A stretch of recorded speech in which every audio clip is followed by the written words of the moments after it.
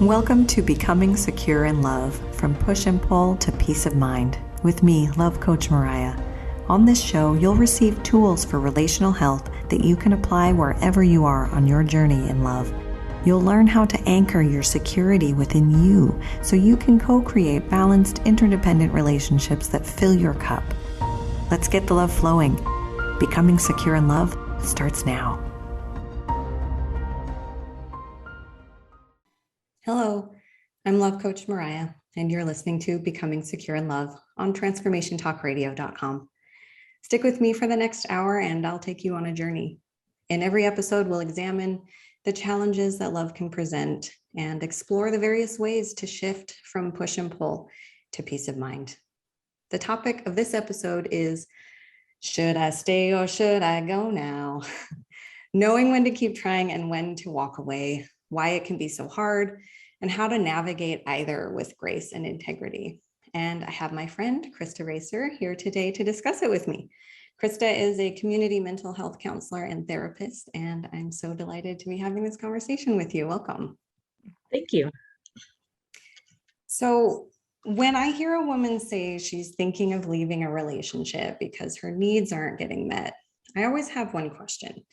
How many times have you been right here with how many partners? I had to ask myself that question one day, and it's worth noting the difference between thinking of leaving and just doing it, but more on that another time. Of course, it's great to be empowered with standards and boundaries, but once we mature a bit in life, we can start to notice certain patterns taking shape. And once we start to see them, we have an opportunity to transform them. And sometimes we discover that the empowerment isn't where we thought we'd find it. For those of us who have a pattern of unsatisfying relationships, it's worth looking into.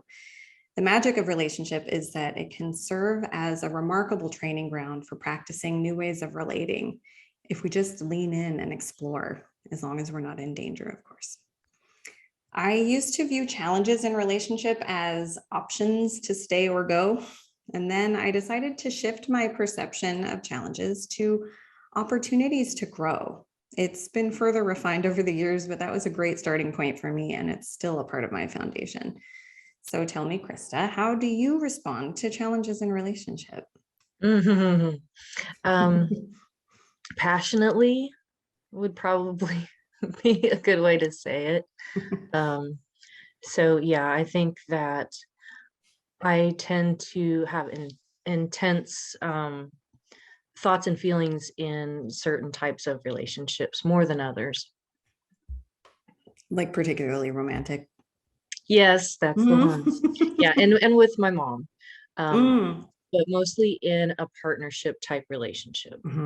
Yeah. It's such a tricky thing. There's, a lot of great articles out there that I've found that there's a lot of less helpful ones too, but there are some that I found really helpful that kind of give you some kind of things to consider, like one that stands out is is the point of friction like a one-time thing? Is it because you guys are renovating the house, or is this something that like comes up over and over again and there's sort of always an excuse for why the behavior can't change? So sometimes it can take a little while to sort of figure out what's problematic and what's, just an exception. And sometimes we find that maybe it's not a healthy dynamic. But again, like, if you're not in real danger, it can be an opportunity to shift your orientation. Yeah, I agree. And I think that you have really helped me to understand that that understanding of the shift of it's subtle, but it's when we talked about things being so simple that they seem complex. So I would say that is where I would look at, do I have a healthy dynamic or not? Yes, if I can do that subtle shift into more of the, the self-love. Yeah, for sure. But that's been really rocky for me in my life. What part? The partnership, working with someone that has their own attachment style, and I have my own attachment style, and I've been through different experiences in my life that, would have me to respond as if, I'm going to lose the relationship, and if I don't feel safe.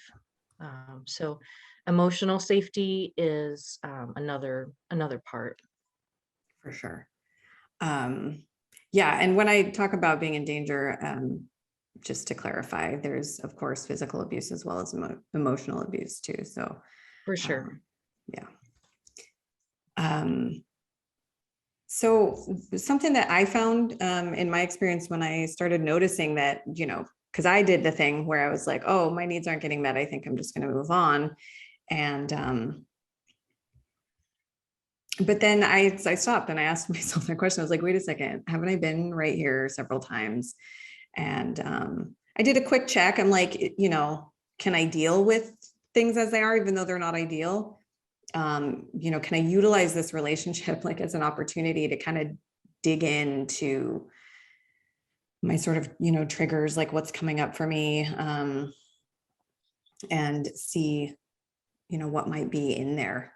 And I decided I could. I was like, yeah, I think, I can just kind of roll with this for now. And I actually decided to make a commitment. I was like, okay, you know what? I'm not going to, I'm not just going to leave because it isn't perfect. I'm going to use this as an opportunity. And so I made a commitment, and it wasn't to him. It was to my growth. I committed to that, viewing challenges as opportunities to grow, and to kind of, breaking through my patterns. Yeah, I don't know, how does that land for you? Yeah, I think that resonates whenever, I've reached out to you and you've supported me through similar circumstances of should I stay or should I go? And you, have taught me how, the compassion to see that the other person's needs are valid and that they have, um, you know, their own perception and their own perspective. And I think respecting that and then practicing what it feels like to have all these emotions while it's happening. Um, that's how I feel like you have supported me. And yeah, having that commitment, I feel like that's where you came in, like the accountability part, you know, helping me to learn these things and to practice and then to talk about, how that goes, how it works. um, I think that having the tools to, I think one of the biggest, it's like tools in my quiver, so to speak, is like, Mhm. and that we have discussed a lot, is being able to recognize that your emotions aren't dangerous. Like you can feel them. It's scary, but like if you just kind of let them be in your body, they will flow through your body, and not like we cause so much more damage resisting them, essentially, and we like perpetuate them and like magnify them so much more when we Mhm. resist them, or all of the contortions that we do even to avoid them. So Avoidance, yeah. It's right. easy. Yeah. Yeah, there's so much like busying and numbing and tuning out, denying sometimes too, like, oh no, I'm not having this emotion, this isn't happening. So I think, ultimately like an awareness practice is one of the most important things, like being able to just kind of notice, like, first of all, when you're having an emotion, what emotion you're having. And that can really help you like strengthen your ability to respond instead of react from like those old coping mechanisms, those old programs. It's like a movie or like a tape, you know, just like gets triggered and it plays out and you do the things and it's all just reactive and you're just very unconscious in it. It's like, and the mind, of course, tricks you into like making all kinds of justifications for why this is the appropriate behavior. And I think you really helped me when you said visualize putting on the lab coat and you're just at their clipboard and you're making observations. And so that was, I mean, it's not always that simple, but it is like a beginning step to gaining insight into what it is that is going on. yeah. And the Yonder. thing about that too, well, I'll elaborate a little bit for our listeners. The lab coat analogy was just as you're developing an awareness practice, you start to, you know, you start to notice things. And usually like the best way to, or like a beginner's way to apply an awareness practice is when there's a behavior that you're doing that maybe you don't want to keep doing, you want to minimize it or something like that. And so usually what we end up doing is kind of shaming ourselves every time it happens. It's like, oh, I did that thing again. I actually knew a gal one time who discovered that she twirls her hair unconsciously a lot. And she's like, I want to stop doing that. And every time I catch her, I'm like, oh, stop doing that. I'm like, okay, well, maybe just notice that you're doing it instead of judging yourself for it. Cause that just like perpetuates the anxiety or whatever stuff is underneath it. And so when we just notice things, instead of being judgmental towards ourselves about it, you can use the sort of like becoming a scientist. Like I have my clipboard, I've got my white lab coat on with my pocket protector. And I'm just, all I'm doing is making a tally note of every time the behavior occurs. And I swear, if you actually keep like little note cards or something and do tally every time that it happens over like a couple weeks, it starts to reduce. And so you just set an intention and then observe, and you don't have to like force yourself to minimize it, because that actually is, it's counterintuitive, but it's counterproductive to do that. So what you It's so end good up to have like to bounce that off of, though, because it you know, managing feelings is easy to talk about, but doing it, you know, and that's why I appreciate having, you know, having your feedback. well, an outside perspective is always helpful, because you know they talk about getting lost in the weeds. Like we get lost in our own heads. Like it's so hard to see what you're doing from outside. It's nice to have somebody to be like, okay, so this is what's happening. This is what I'm seeing from my lab over here. Thank you. Yeah, right. And I think that, you know, one of the best things that we get from that is, like I said before, the ability to respond. And I love the fact that if you take the word responsibility, it's response ability. Like it's your ability to respond. Rather than react. Yeah. And then it's a funny thing too, when you think about how sometimes we try and off-put responsibility like onto other people. It's like, can you ability for me? No, of course not. That's why responsibility is ours. So I'm gonna pause this right here so we can take a short break. You're listening to Becoming Secure in Love, from Push and Pull to Peace of Mind, with me, Love Coach Mariya, and my lovely guest, Krista Reiser. We've been discussing breaking patterns of unfulfilling relationships, and now we're going to take a quick break. And when we come back, we'll explore attachment wounds. Do you know your attachment style? Stay tuned.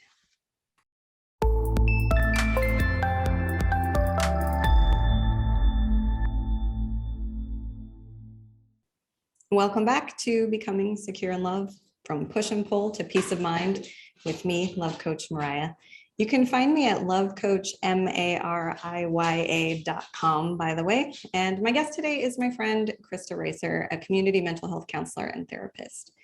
Before the break, we were discussing patterns of unfulfilling relationships, and we were just about to get into attachment wounds.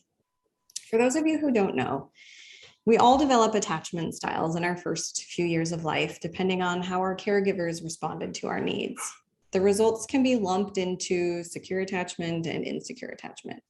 Securely attached folks have it fairly easy in their love life, so chances are slim any of them are tuned into this program, but if I'm mistaken, welcome. Insecure attachment styles can show up in a few different ways, but it's important to note that they all simultaneously desire and fear love. This ends up pretty messy in relationship, even if they are rock stars in the rest of life. Some of them, us, respond to the fears that arise by clinging for a sense of safety. This is referred to as anxious attachment style. Some withdraw to feel safe, also known as avoidant attachment style. And some can present a combination of pushing and pulling, usually called disorganized attachment. Fortunately, it is possible for insecures to become more secure in love, and hence the foundation of this show. So tell me, Krista, do you know your attachment style?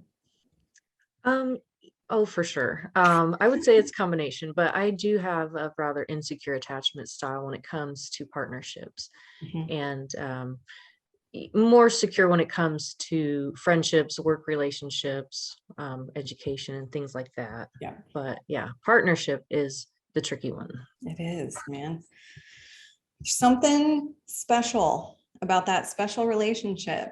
And we end up with these special expectations and all of these special insecurities for that one special relationship. But that's why I have found it to be the most like potent training ground for personal development, because relationships serve as such like blatant mirrors for romantic relationships serve as such great mirrors for our relationship with ourselves.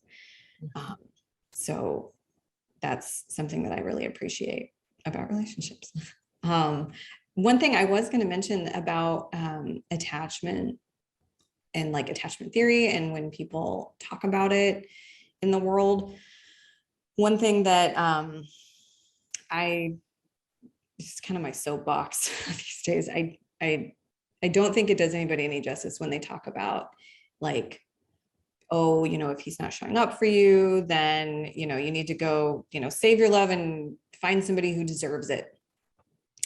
Even that book Attached, which so many people have read by now. If you haven't, it's probably worth reading. If you have an anxious attachment style, fair warning, it will trigger your anxiety to read the book. Did you find that too? I did. I was so anxious reading that book. I was like, and like they paint these scenarios and you're like, I can't stand it. It's even worse to listen to the audio because Is that what you did? I did. Oh, okay. I felt like, I don't know, when I started reading it, it was very eye-opening and helpful. And I knew that I like needed to consume the book, but when it was causing so much anxiety, I was like, I don't know, but I was like, I just have to get through it. Just keep going, Yeah. get through it, get it all in there.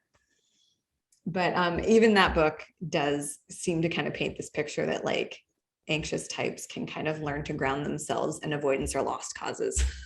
and if you're an anxious person with an avoidant person, like either move on or just accept the fact that you're going to be miserable for the rest of your life. Yeah. It's like, okay, hang on. And I think one of the things that I definitely noticed as I started paying attention to attachment styles is that it's really much more fluid than that. It's not, like you said, you're kind of a combination, different people, if they've got an insecure attachment style, they'll kind of present, one way or another, depending on the circumstances. I can certainly go avoidant.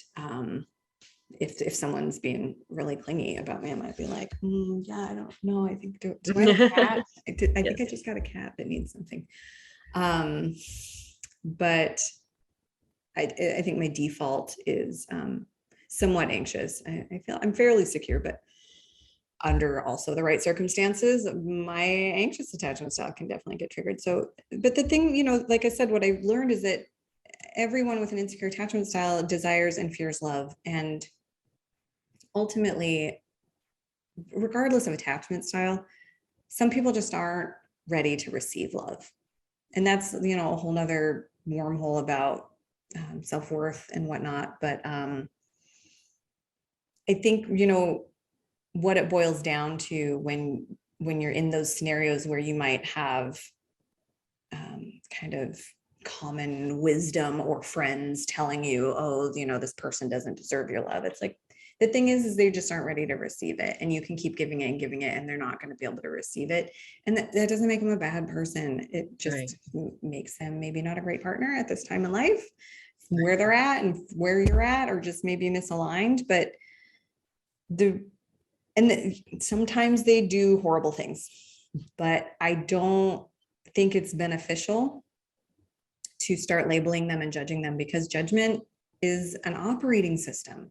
And you can't be judging people without it also getting on you. At some point, you're also going to be judging yourself. And when you're doing that, eventually, at some point, you're going to end up in a puddle of shame. And that's just not, you're like debilitated, and it's not beneficial. It doesn't help anybody.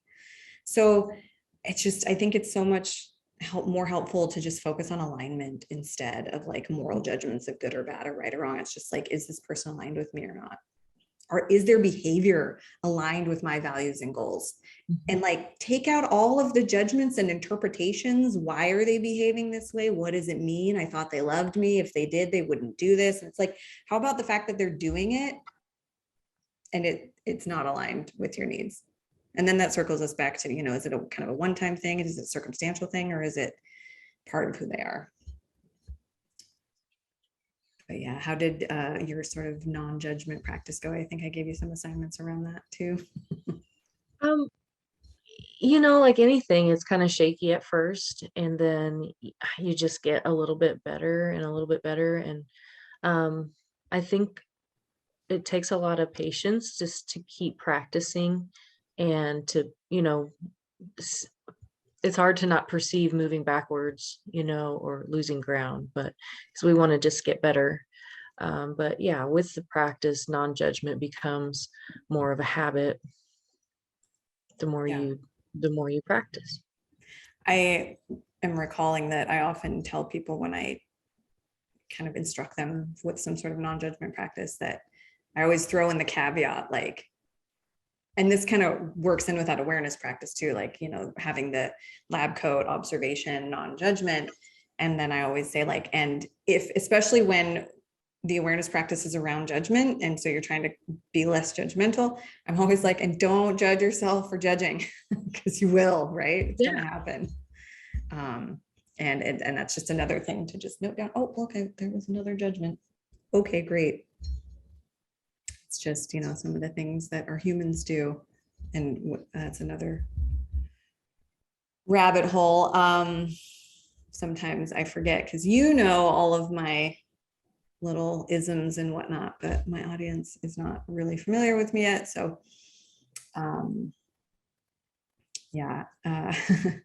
losing track. I think that it also just ties into unconditional love, and the fact that love is conditional, and love is unconditional. Conditional love isn't a thing. Like, then it's not love, then we're talking about something else. Right. And this paradox that is challenging and amazing is that love is unconditional and relationships are not. Right. And so that's when we can have our condition be alignment.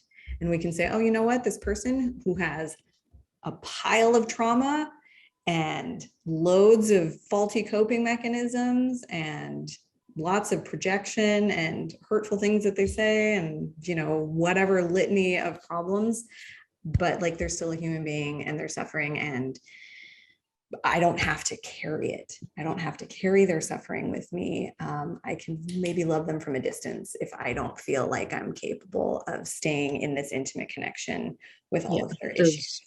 Those boundaries and the space is so important. Yep. Absolutely. And that's, when I say love is unconditional, relationships aren't, that's what boundaries are for. That's exactly what boundaries are for. That's how we honor our conditions and keep ourselves safe. And, it comes into the, like the oxygen mask rule as well. It's like, especially us anxious types, we tend to also be people pleasers and fawners. And we tend to want to like overextend ourselves.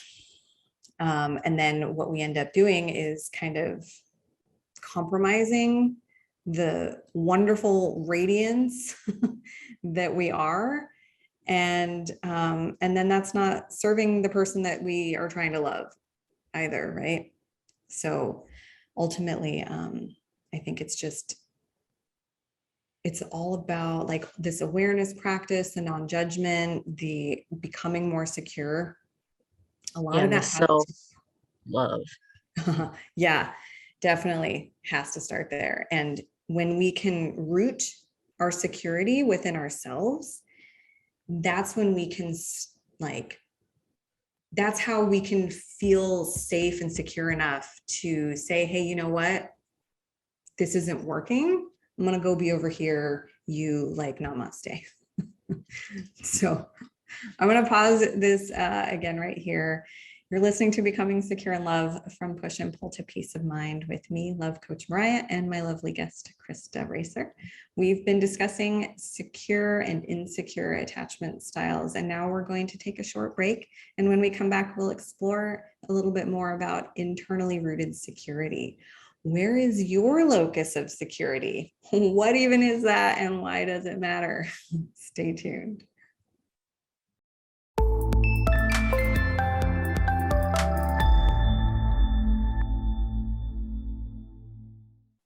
Welcome back to Becoming Secure in Love, from Push and Pull to Peace of Mind, with me, Love Coach Mariya. You can find me at lovecoachmariya.com. And my guest today is my friend, Krista Racer, a community mental health counselor and therapist. Before the break, we were discussing secure and insecure attachment styles, and we were just about to get into internally rooted security. So the formative conditions that result in an insecure attachment style leave the child without a sense of the roots for security within themselves. And so they develop patterns of constantly seeking security outside without ever finding it. In those early stages, the only place to find it is outside, but once adequately supported, it can begin to take root internally. That's the idea. But when that seed isn't nourished, and we get stuck with an external locus of security, we become insecure in our closest relationships, because everything outside of us is always in flux relative to us, ever shifting, coming and going. And basing our security on external sources is like trying to anchor a ship to the sea. The only stable foundation that can provide a sense of security is within ourselves. Our work then for becoming secure in love is to rewire our conditioned subconscious program that continually recreates that formative dynamic where we're constantly seeking security that can never be found. We literally choose partners who will amplify our insecurity because that's actually our comfort blanket. But again, fortunately, we can heal this to some extent and begin to shift our locus of security inwards. So back to you, Krista. Where is your locus of security in love? Well, I would say that it does shift at times, and it is more internal and grounded when it comes to areas I'm comfortable with. I have long-standing friendships, and with my work relationships and my what I do for work. But when it comes again to that partnership, I tend to look outside myself to the other person for, validation or that type of thing. Mm-hmm. Yeah. When I was having this whole sort of just a major epiphany kind of realization in the early stages of my past relationship, that I was just like, oh, my needs aren't getting met. Maybe this isn't going to work out. And then I was like, wait, I keep ending up here. Maybe I should see if I can work through. I seem to have a pattern. I must have some issues around relationships. Maybe I should work through them in relationship. And I started questioning okay, so these unmet needs,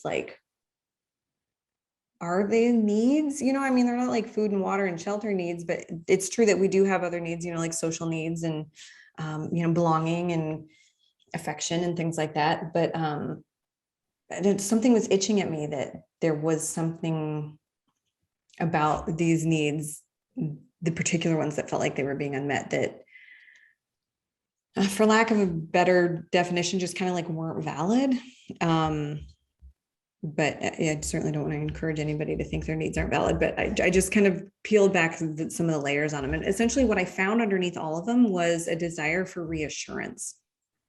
Really what I wasn't getting from my partner was reassurance. And then I was like,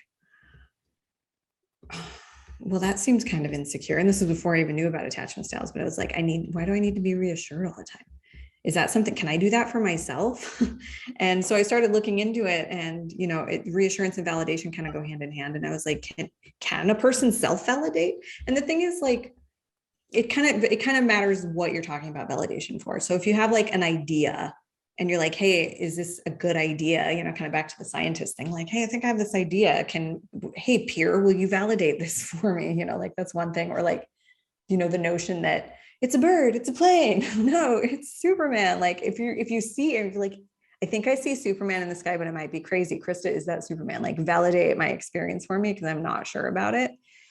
But when it comes to our emotional experiences, nobody else can validate that for you. It's purely internal, it's purely subjective. And self-worth is one of those things too. People can't give that to you. And so when I looked into it, I was like, oh, turns out we can self-validate. I was like, wow, that's very empowering. And that was really helpful. Yeah, I think when you share that information with me, it is empowering, because it instills a little bit of hope, that with this information we can like practice while in relationship, rather than thinking, we're too unhealthy to be in a relationship, or I have to be perfect or get it all right before I'm engaged in the relationship. Totally. And that, yeah, coming back to what you're saying about self-love and self-acceptance. And it's like acceptance is almost another operating system. Like, judgment is one, and acceptance is kind of the counter. And there's I could go on a whole diatribe. Eckhart Tolle talks a lot about it. The acceptance is not resignation. It's just like the opposite of like denial of what is. And it doesn't mean that you're not going to change things, but like, if you're not even fully accepting what things are, you don't have a very good starting point to try and like make changes. And a lot of people, I think, are so in resistance to what is, things they don't like about their relationship or their partner or themselves, that they can't just like come into acceptance that like, okay, I may not like it, but this is what it is. This is like, I fully acknowledge what it is that I'm dealing with. Like, you kind of have to start there. And when you start, interacting from a place of acceptance, like I was saying with the judgment operating system, it goes both ways. So like, you learn to accept your partner more, you learn to accept yourself more, and you start to accept your limitations and your boundaries and what's aligned and not aligned for you. And you're like, wow, okay, I accept the fact that this person I'm with has some coping mechanisms that don't work for me, that I'm not okay with. And instead of trying to change him, because it's not accepting, or trying to change me to come to a place where I can accept that, then instead of changing people, we change dynamics. Like, maybe we need to just not be in a romantic dynamic, because back to those special expectations we have for that special role with those special people. And sometimes you just kind of have to realize that this isn't working for me. And it's not because you need to change. It's not because I need to change. It's because the relationship needs to change. And I kind of come to think of acceptance as synonymous with love. Like, the most loving thing we can do for ourselves and others is accept. Absolutely. And it's tricky though, because it's another sort of paradox, because, loving is also sort of nurturing growth. And that's a form of change. But it's so trying to like find that kind of happy medium of that balance between like accepting what is and encouraging what could be, without trying to force it or demand it. That area right past where it's not as comfortable, but it's it's an area of growth right before what we can't handle. There's that little place where we're able to make some changes. Yep. That thin little strip outside the comfort zone, and is the growth zone. But like, it's also important to learn for each person for themselves, like when they're bleeding into the danger zone, because there's the comfort zone where, change doesn't happen. And then there's the growth zone right outside of that. You kind of got to push yourself a little bit. But if you go too far beyond that, then you like traumatize yourself or Trauma re-traumatize zone. yourself. What'd you say? The trauma zone. Yeah, basically. So, but, as we learn how to validate ourselves and start to kind of plant our roots for our own security in ourselves, we start to become more stable and less anxious. And so as we start to become more stable, the relationship then can be a little bit more stable. And sometimes what happens then is your partner will feel a little bit calmer and safer to show up in different ways too, like their traumas aren't getting triggered and stuff. So to whatever extent we can step out into that growth zone a little bit and calm ourselves, self-soothe a little bit more, whatnot, become a little bit more stable within ourselves, we can kind of stabilize the relationship, and that can create a more fair, like It's a healthy assessment. environment. Yeah. Well, what I was gonna say too is like, once things are a little bit more stable, then you can start to see, okay, as things are calmer, what's going on here and what am I okay with and what am I not, right? Yeah. Yeah.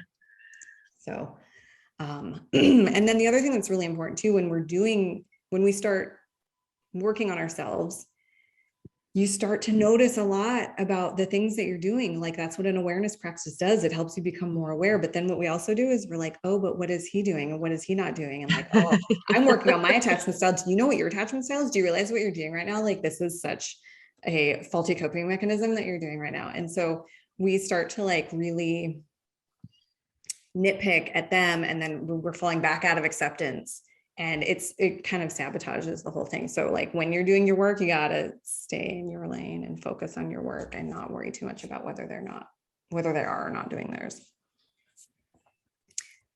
But sometimes they're not going to do their work. And you can't force them, you can't shame them about it. And, you do your work as best you can. And if they don't kind of keep up with you, then sometimes you might start to reach the end of your rope.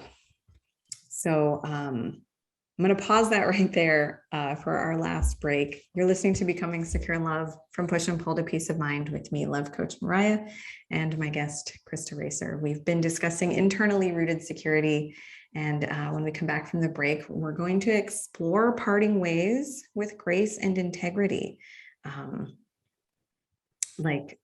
I have a lot to say about, not slamming the door on your way out type of thing, because that stuff carries with us into our next adventures. So when we come back, the question is, what do you do when enough really is enough? Stay tuned.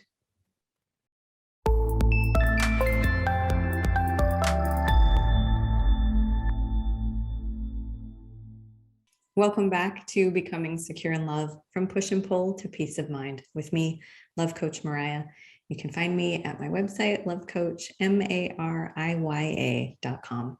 And my guest today is my friend, Krista Racer, a community mental health counselor and therapist. Before the break, we were discussing internally rooted security, and we were just about to get into parting ways with grace and integrity. Sometimes it really is a hopelessly dysfunctional dynamic. Even so, I am personally opposed to trying to push people to end a relationship before they're ready. And this can be very challenging for friends who are watching someone in an unfulfilling dynamic. I'll talk more about that another time. In my experience, though, a transition whose time has come is effortless. If it has to be forced, there's a lesson in there that is only temporarily bypassed, and it will resume its work at its next opportunity. The trick, though, for those of us in the relationship is ending it for the right reasons and in a way that is aligned with our core values. When it's bad and things get heated, it's very tempting to tell them off and bounce. It feels like the righteous thing to do, empowering even. But while it might seem like an act of self-compassion, if you're leaving with blame and bitterness in your heart instead of compassion for them, you're empowering your ego, which, by the way, is in charge of keeping you safe, even though it's often very misguided. And you're not actually empowering your compassion. So it can be very difficult to walk that middle path between totally detached, F you, I don't even care, and fully enmeshed.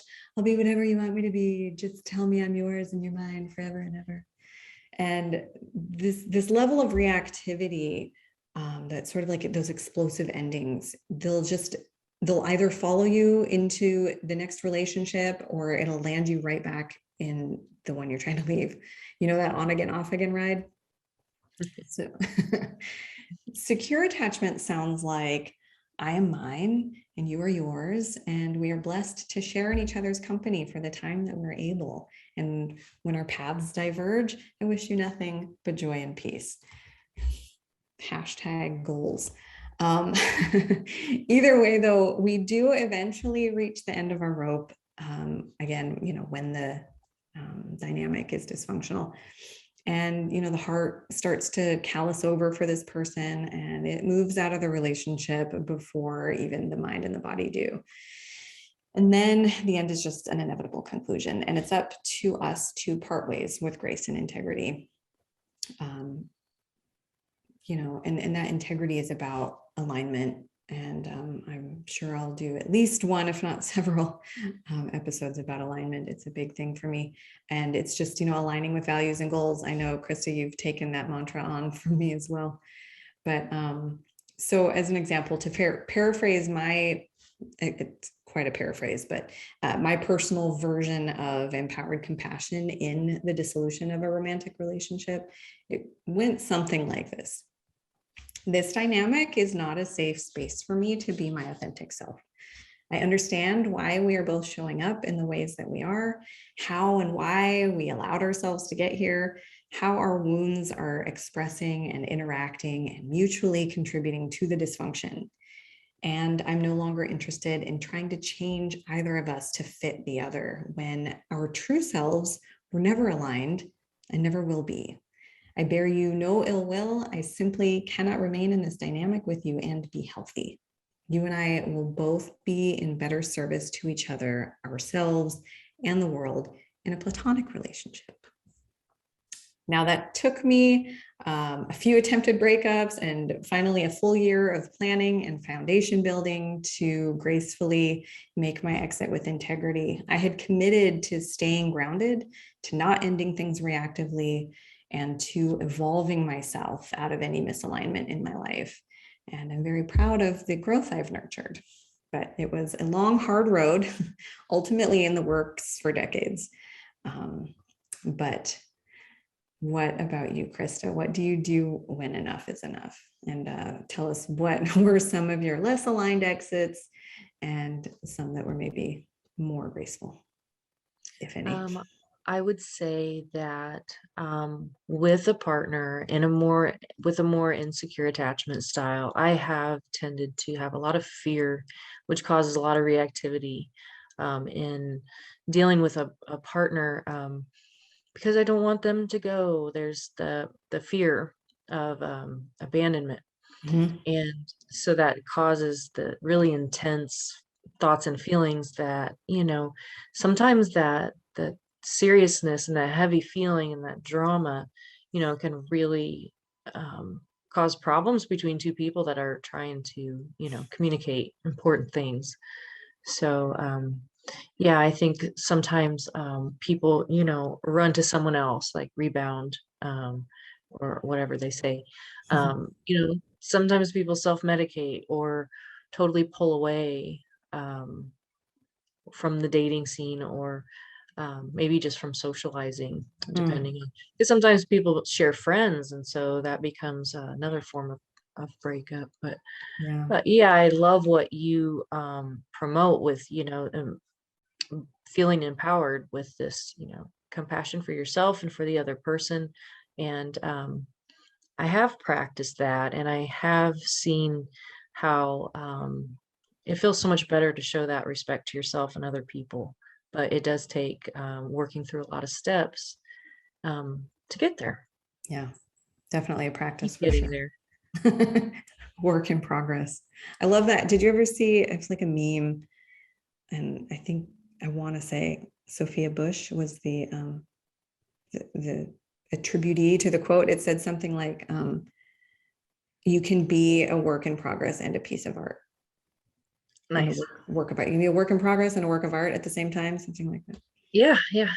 And that, you know what, I have artistic parents, and God bless them, is whatever, balance I can say a lot of good has come out of the hard things of my life. And art is definitely one of my passions. And that is one thing that I encourage people to look at what they're passionate about so that they can figure out their unique shape of, how we do move through these relationships. And when we decide, when enough is enough.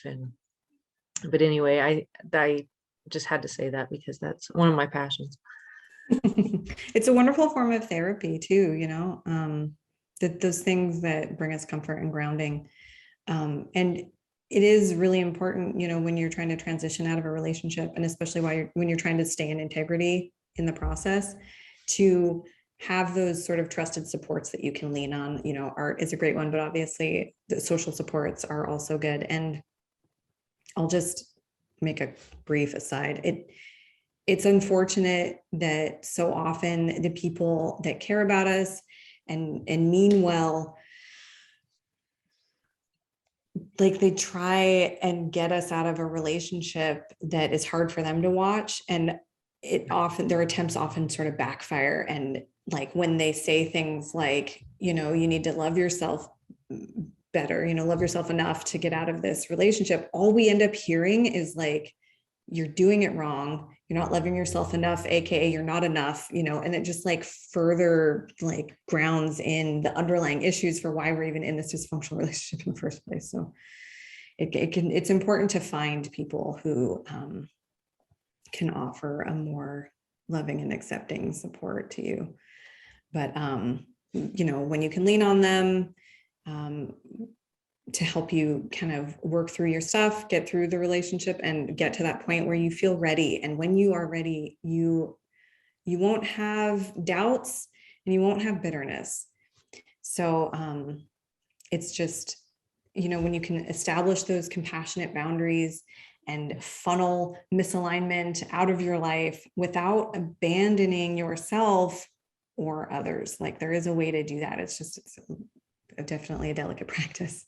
And by the way, quick side note, if they leave you and you aren't ready, do your best to respect their boundaries and continue your inner work. Trust in the flow of life to continue presenting opportunities for love and growth. It's hard, but it's a good goal to set your compass to. So time to wrap things up. This has been such a delight. And as we wrap things up, I have a soon to be signature question. Krista, would you briefly tell us what is one way you could empower your compassion more? I would have to say practicing acceptance every day. And that starts with, just whatever's around me. So usually there's going to be people, and, but yeah, acceptance for myself too. And I feel like acceptance is one of the main things that does empower.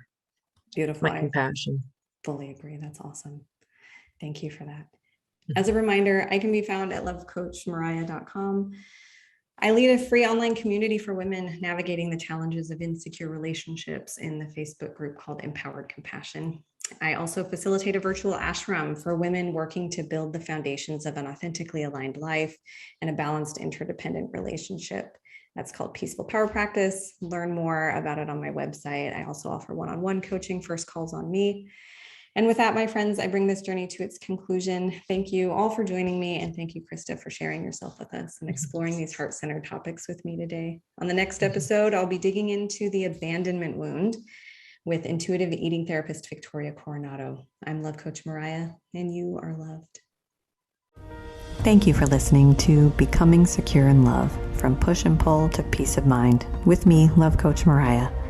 Tune in every second and fourth Wednesday at 6 p.m. Pacific on transformationtalkradio.com for an ample set of practical tools that will help you develop internally rooted security, the foundation of a balanced, interdependent relationship. You'll also learn how to empower your compassion, which will alchemize the soul and transform any relationship. Learn more at lovecoachmariya.com. That's lovecoach, Mariya.com.